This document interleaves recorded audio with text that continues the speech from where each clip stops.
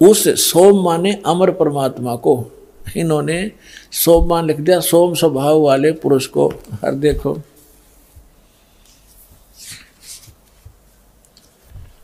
अब ये इसी मंत्र के प्रथम, यही ऋग्वेद मंडल 9वें मंडल का प्रथम सूक्त प्रथम मंत्र में ये सोम शब्द है। इसका अर्थ है सोम माने है सोम स्वभाव वाले परमात्मन, यानी सोम माने परमात्मा। हम यहाँ से इन्हीं के, इन नकलियों के ही इस पहले तो इस अज्ञान को हटाएंगे।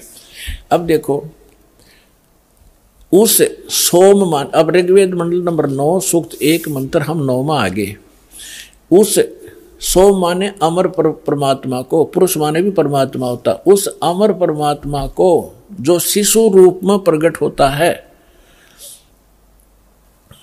शिशुम कुमार अवस्था में ही अभी अधन्या, अभी माने सब प्रकार से, अधन्या माने बिना दनाई, अहिंसन यानी धेनो माने गौवें तृप्त करती हैं। ओए होए, हमने इनसे इतना ही लेना है। जैसे हमारे यहाँ हरियाणा में एक, क्योंकि हमारी लैंग्वेज इन्हीं भाषाओं से बिगड़ कर अक्षेत्रीय भाषा बनी है।